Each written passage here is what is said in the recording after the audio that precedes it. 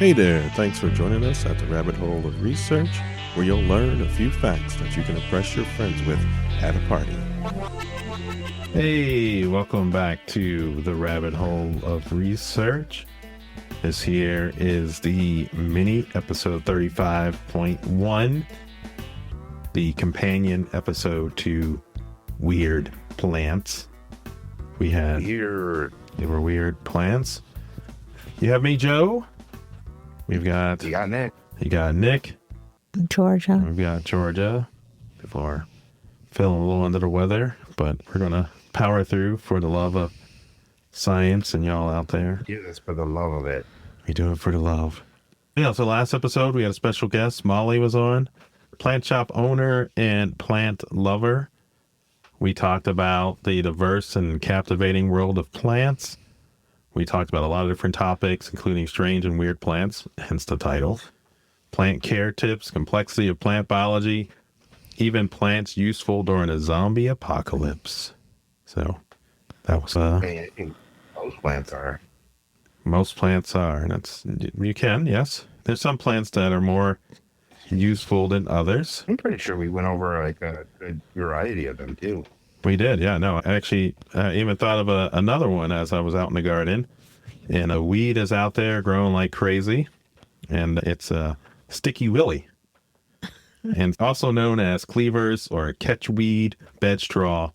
It's a weed that grows here in Chicagoland.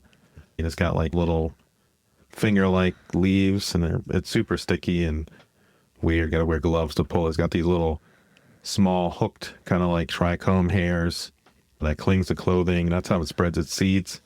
And it hurts like little No, it doesn't stickers. hurt. No, it doesn't hurt. No, it's just kind of like Velcro. It has a Velcro texture. So how would you use that? Yeah, it's actually can be used medicinally.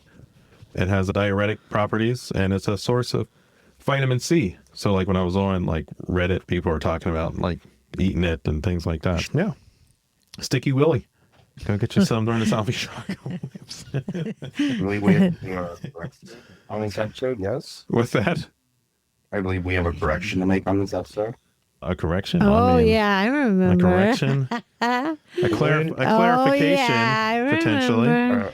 Why don't you tell us what that is, Nick? Right? Yeah, so the Brussels sprouts debate, there was a bitter reduction. So in the 1990s, scientists in the Netherlands identified the chemicals, specifically glucosinolates, that made Brussels sprouts taste bitter. And so after that, seed companies went back to older varieties of Brussels sprouts that had lower levels of these bitter compounds and cross-bred them with modern high-yield varieties. And so you do have Brussels sprouts with lower bitter compounds in them. But I will say that cooking still influences the bitter taste. So yeah, but that doesn't. You can only go so far. Yeah, but Nick had it. Nick was right. All right. Yes. So the computer says yes. What year was that? It was in the 90s when they discovered the. In the 1990s? Yes. Well, that's so interesting because I think I remember back to like my mom making Brussels sprouts. Yeah. And I remember hating them, like really not liking Brussels sprouts, but it was also maybe the way she cooked them. Like cooking is a big deal, but yeah. Then now, not to like give a plug out for Fuzzy Line again, Fuzzy Line Brewery, but the best Brussels sprouts. They do have. Oh my God, they're so delicious. So it's interesting because maybe I really do remember them when they were more bitter. Right. Yeah. Well, there you go. Brussels sprouts, go have them. Go to Fuzzy Line, try them out. Tell them Rabbit Hole of Research sent you. They probably don't know what that means. Hey, Nick, we were out on a Saturday night. We actually ran into a fan, Nick. We did. Yeah? Yep. Yeah. And he gave us a new tagline. What was it, Joe? Science for weirdos. That's what he said. He goes, that's what it is. That's what it is. I like it. But we had Maifest and we had a podcast set up. We asked a couple of questions. Are plants helpful during the zombie apocalypse? And what's your favorite vegetable or plant? And so we had a lot of great answers. So let's dig into that. And then we'll come back in a little bit. Hello, listeners. My name is Ryan Dove, and it's a pleasure to join you all to answer some questions about what plants will help survive a zombie apocalypse. I'm going to say dandelions. Nettle's always been an ancient herb, got people surviving through the desert for thousands of years. But ultimately, my favorite vegetable might be probably watermelon. Hey, I'm Adam. My favorite plant is a lamb's ear because it's really soft, and I had a lot of them in my backyard when I was growing up, so they have a soft spot in my heart. Hi, my name's Megan. My favorite plant is a golden pothos because I like them. My name is Lauren, and my favorite plant/vegetable is an artichoke. My name is Bruce Hall, and my favorite plant vegetable is, I guess, cucumbers, because I love pickles. Pickles. Hi, my name is Caligula, and I have 2 questions before me. Will plants help me survive the zombie apocalypse? Quite frankly, I'm Caligula, so there's not going to be a zombie apocalypse. But in turn, plants actually matter for survival no matter what's going on. The second question is, what is my favorite plant or vegetable? Listen, I don't play favorites. Forget y'all. Look, plants, vegetables, keep them all, leave them all. We just got to do our best to keep them growing. And that's it. My name is Kelly. I'm going to answer, will plants help you survive the zombie apocalypse? And I would say, absolutely, knowing your plants will help you survive the zombie apocalypse. You can do mushrooms, you could use them to poison your enemies or to feed yourself. 1000% yes. Ashley, and I do think plants would help survive the zombie apocalypse. I don't know which one specifically. I think probably kale or food plants. I don't know, that was weird. Hi, my name is Paul Rotatori, and I love pumpkins because they're decorative. You could play with them. They're topical.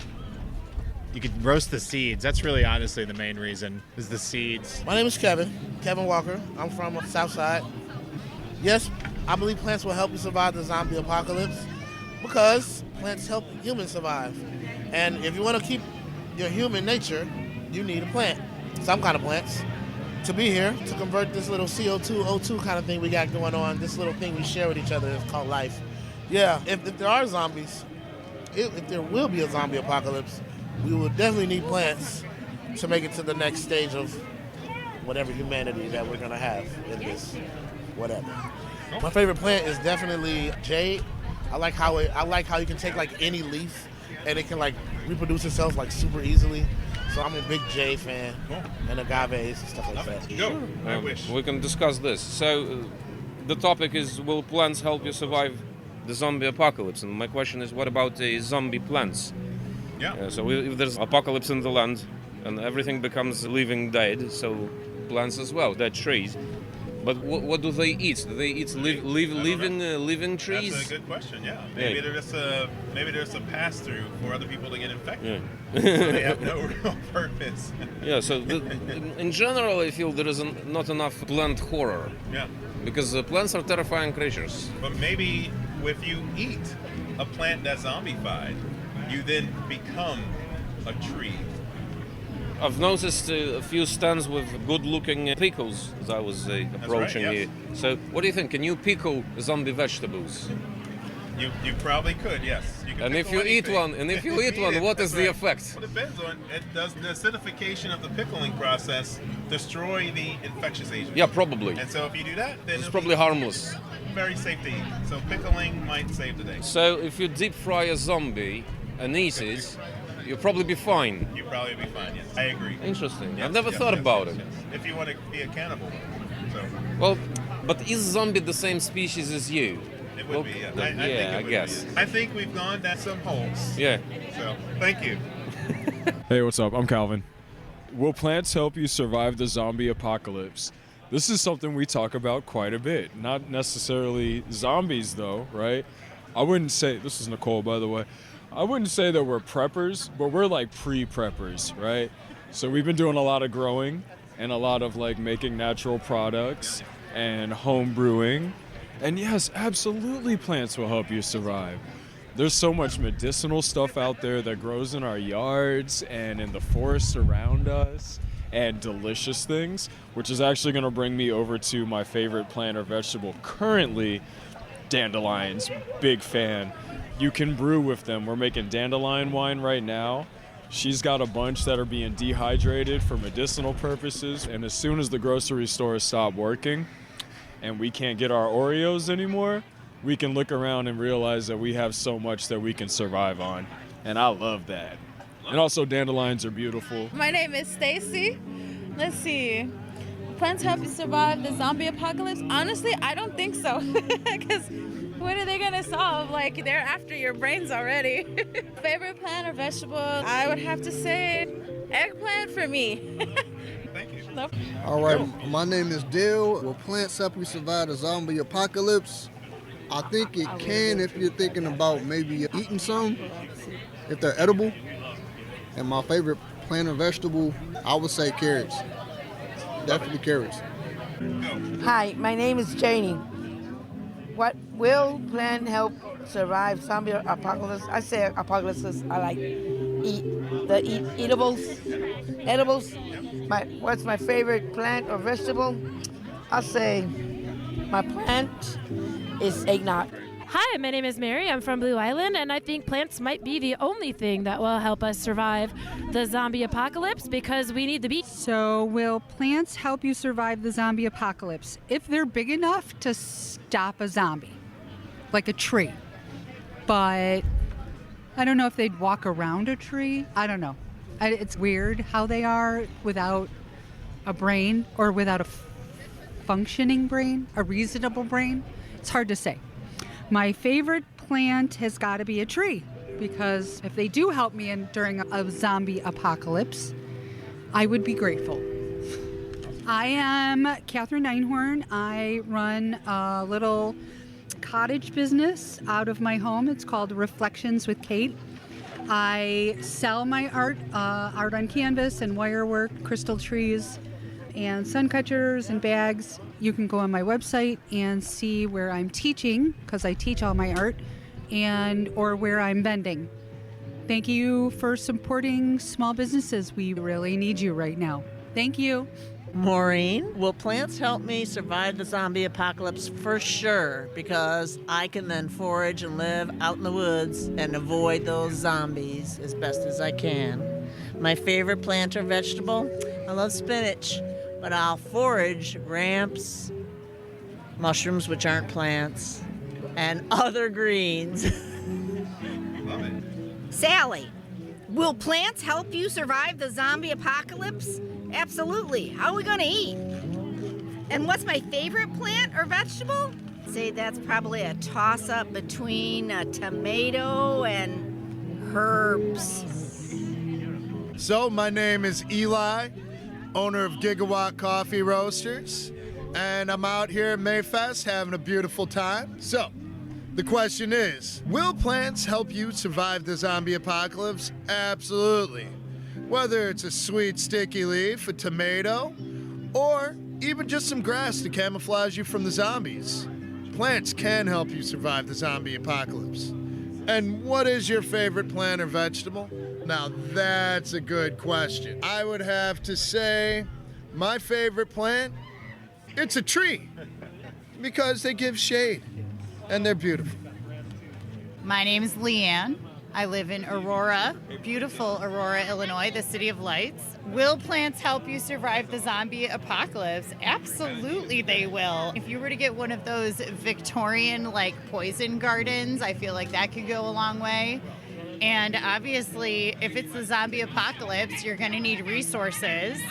And you're going to need to learn how to can your vegetables and save your food and all that kind of stuff. And if you really wanted to, you could get some kudzu and really fortify the space that you're in and make it more difficult for the zombies to get at you, right? There's all sorts of ways that you could have hedges and things like that would protect your space.